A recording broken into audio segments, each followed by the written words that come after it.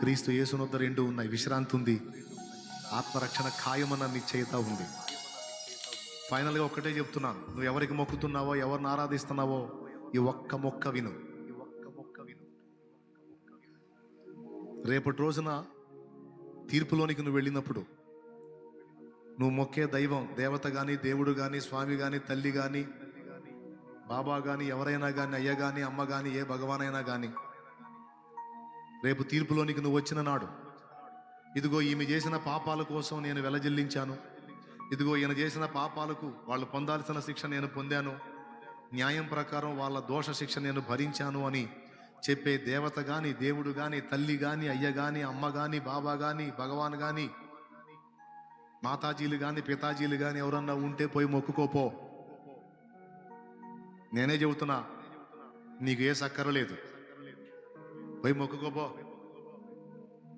కానీ అలా చెప్పేవాళ్ళు ఒక్కళ్ళన్నా ఉన్నారా? ఏం చేశారని? ఎవరు చేశారు? మన నిమిత్తం అలా చెప్పగలిగే అర్హత, యోగ్యత ఎవ్వరికీ లేదు. ఎందుకంటే వాళ్ళెవ్వరూ ఏమీ చేయలేదు మన కోసం. కానీ ఒక్క యేసుకు మాత్రం అధికారం ఉంది. ఎందుకో తెలుసా?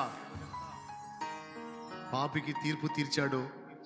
పాపి పొందాల్సిన శిక్ష తానే తండ్రిగా వచ్చి ఆ శిక్షను తన మీద వేసుకొని మోసి తన ప్రేమను చూపించి పాపిలో పరివర్తన తీసుకొచ్చి మన పాపం కడిగాడు, మన బ్రతుకుని మార్చాడు.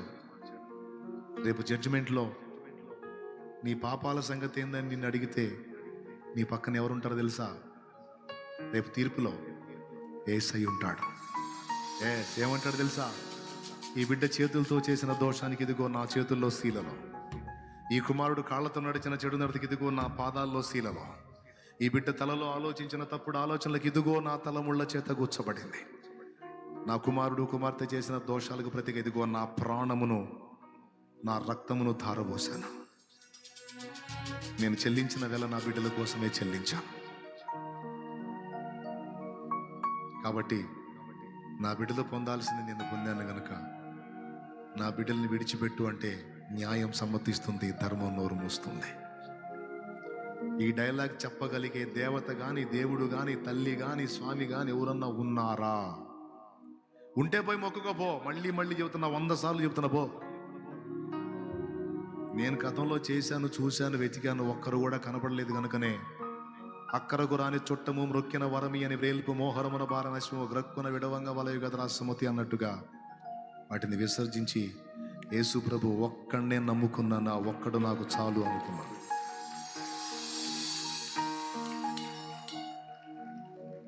Praise the lord.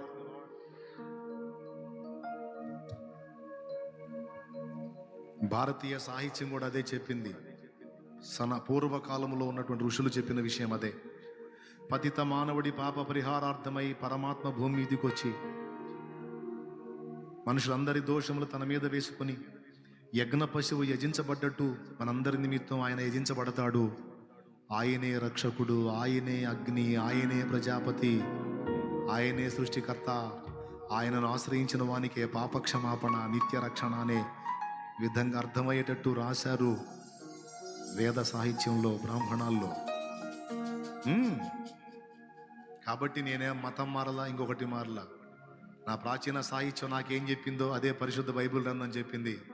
రెండింటిని అర్థం చేసుకొని నిజదేవుణ్ణి నేను నమ్ముకున్నాను. మతం మారావు అనే జఫాలకు చెప్పండి. దేవునికి స్తోత్రం. మతం మారేది ఏందిరా? సోది మొహోడ. నువ్వున్నావు అరబంద మతంలో, నేను ప్రాచీన విశ్వాసంలో ఉన్నాను రా సోది. తెలుసుకొని చదువుకొని మార్పు చెందరా అని చెప్పు. దేవునికి స్తోత్రం కలుగును గాక. హల్లెలూయా. ఎంతమందికి అర్థమైంది నేను చెప్పింది? ఓకే. మరి చాలా మంది ఒక మంచి తీర్మానంతో మిమ్మల్ని ఒకటి అడుగుతా, పండగను వచ్చారా ఏంది? కొంప తీసి చెప్పింది అర్థమై వచ్చారా? ఓకేనా? చెప్పండి. మీకై ప్రేమించి ప్రాణం పెట్టిన వాడెవరో? ఒక్కడేనా? ఇంకెవరన్నా ఉన్నారా?